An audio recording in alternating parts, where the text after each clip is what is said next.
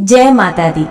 नवरात्रि का पावन पर्व जैसे जैसे आगे बढ़ता है वैसे वैसे भक्ति की शक्ति और भी प्रबल होती जाती है।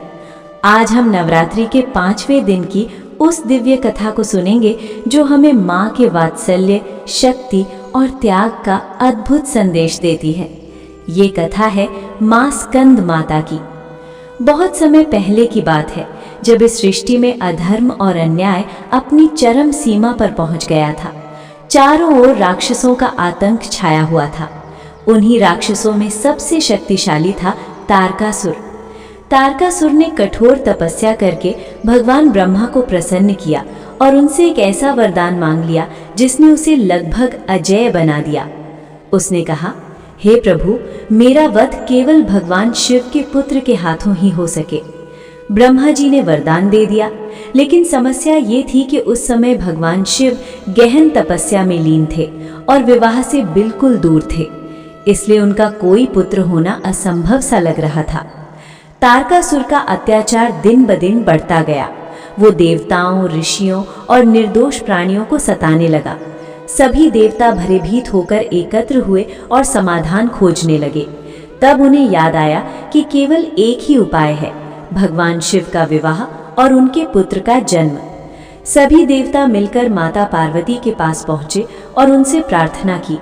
माता पार्वती ने ये संकल्प लिया कि वे भगवान शिव को पति रूप में प्राप्त करेंगी। उन्होंने कठोर तपस्या शुरू कर दी। वर्षों तक उन्होंने तप किया, कभी अन्न त्याग दिया, कभी केवल पत्तों पर जीवन यापन किया। उनकी इस कठिन साधना से तीनों लोग हिल उठे।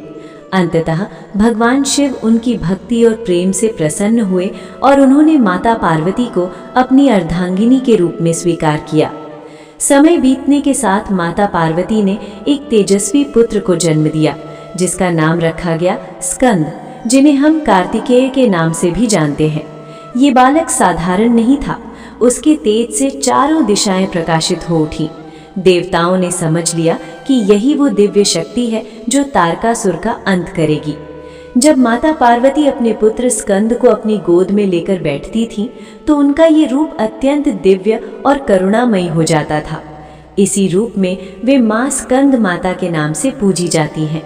माँ स्कंद माता कमल के आसन पर विराजमान होती हैं। उनके 4 हाथ होते हैं। 2 हाथों में कमल का फूल, एक हाथ में अपने पुत्र स्कंद को गोद में लिए हुए और चौथा हाथ भक्तों को आशीर्वाद देता है। उनका ये स्वरूप हमें सिखाता है कि माँ केवल शक्ति ही नहीं बल्कि ममता और करुणा का भी प्रतीक होती है। जब स्कंद बड़े हुए तो देवताओं ने उन्हें अपनी सेना का सेनापति बना दिया। युद्ध का समय आ चुका था। तारकासुर अपनी शक्ति पर घमंड कर रहा था। उसे विश्वास था कि उसे कोई पराजित नहीं कर सकता, लेकिन वो भूल गया था कि उसका अंत निश्चित है। स्कंद ने अपनी माता के आशीर्वाद से युद्ध भूमि में प्रवेश किया। भीषण युद्ध हुआ। आकाश कांप उठा, पृथ्वी हिल गई। अंततः स्कंद ने अपनी दिव्य शक्ति से तारकासुर का वध कर दिया और इस प्रकार संसार को उसके अत्याचार से मुक्ति मिली। माँ स्कंद माता का महत्व। माँ स्कंद माता की पूजा करने से मन शांत होता है, बुद्धि का विकास होता है, जीवन में सकारात्मक ऊर्जा आती है और सभी कष्ट दूर हो जाते हैं। जो भक्त सच्चे मन से माँ की आराधना करते हैं, उनकी हर मनोकामना पूर्ण होती है।